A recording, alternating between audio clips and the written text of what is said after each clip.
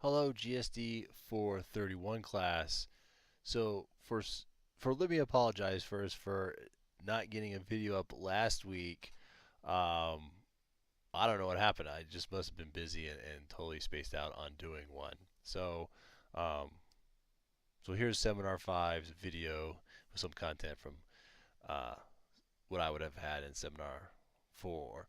So for Seminar 4, 5, and 6, as you probably have noticed, we're going back to the projects that we've already done, and we're taking what we've done and we are updating them with our own flavor of extraness into those games.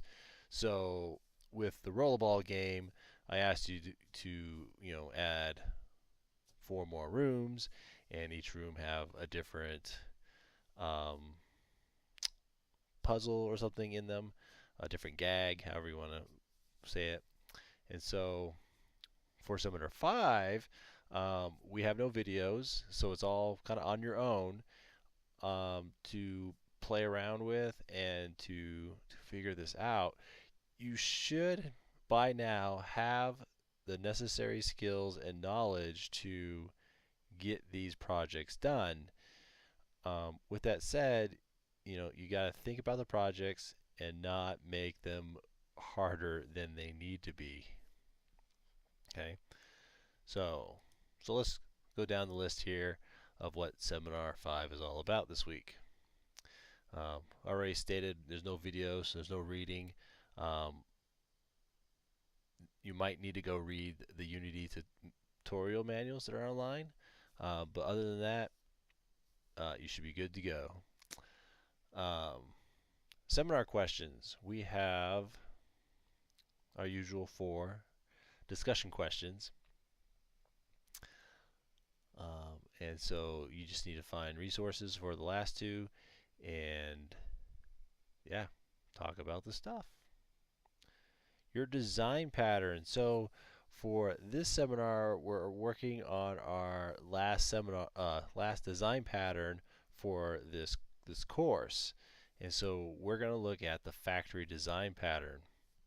So like seminar 3 and seminar 1, all you're doing is writing up a little report about it, and then you're writing and you're finding a image that shows how this design pattern is created. Okay. Um, yeah. So, and that's it. And then obviously seminar 6, we will implement a little project to demonstrate your knowledge of the factory.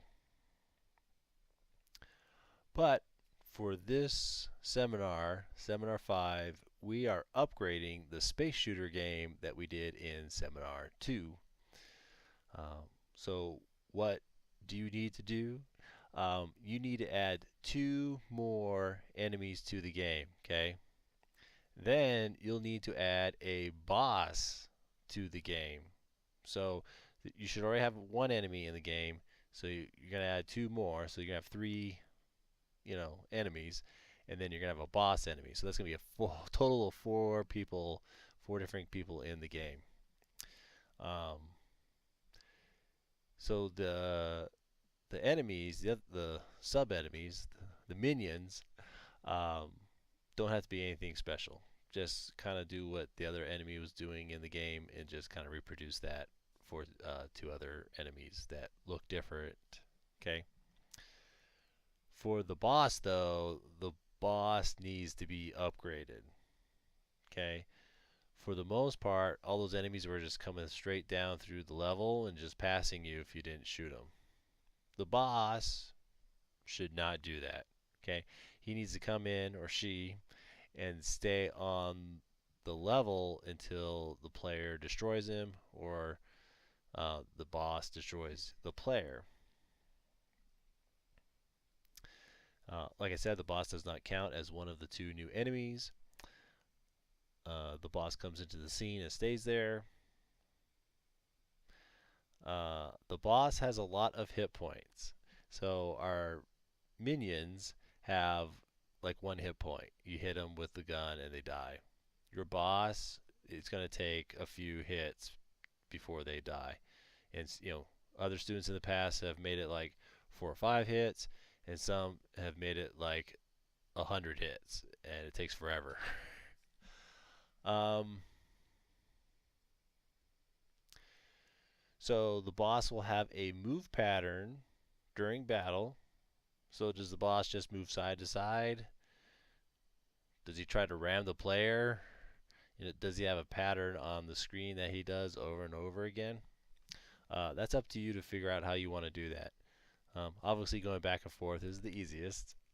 Um, so I'd get that in, and then once you get that in, try to do the ramming piece every once in a while. Okay. And the boss needs to have 2 or 3 different weapons. So it'll have a main cannon like the small minions, small ships. It can have side cannons. It can have lasers. It can have a spiral shot. It can have rockets. It can have just 2 different types of, or 3 weapons. The asteroids we are going to upgrade to be more like asteroids. In other words, you're going to have a big asteroid, and then with hit points, so they're going to take 2 or 3 shots to destroy it. I say it takes 3 hits to destroy it, so bang, bang, bang. It breaks up into 2 medium-sized asteroids. The medium asteroids needs 2 hits, and those become the small asteroids, which is the normal asteroid that's been in the game since day 1.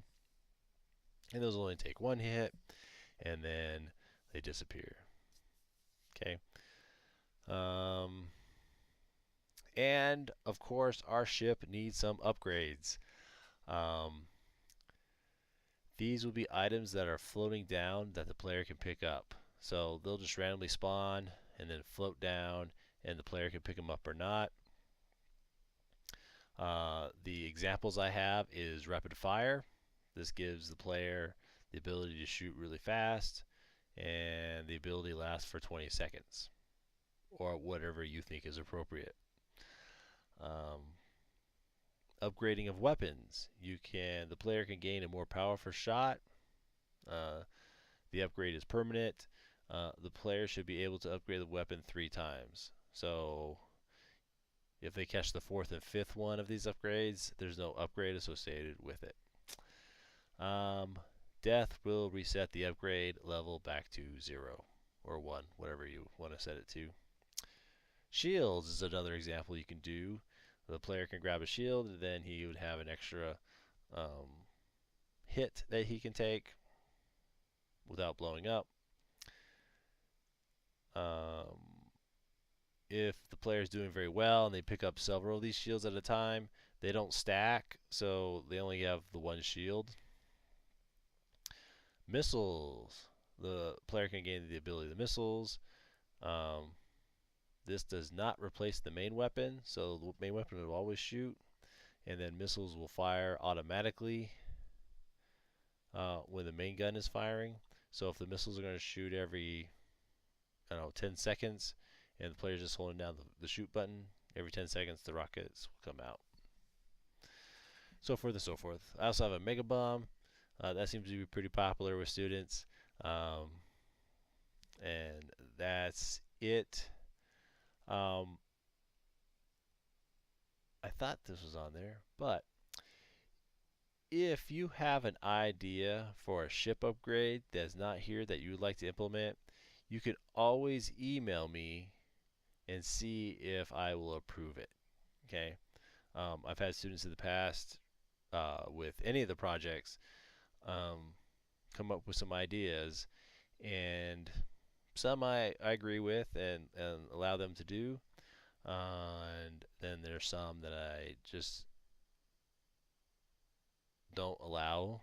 And part of that is because what they want to do is really complicated and would take more time than what these items would take.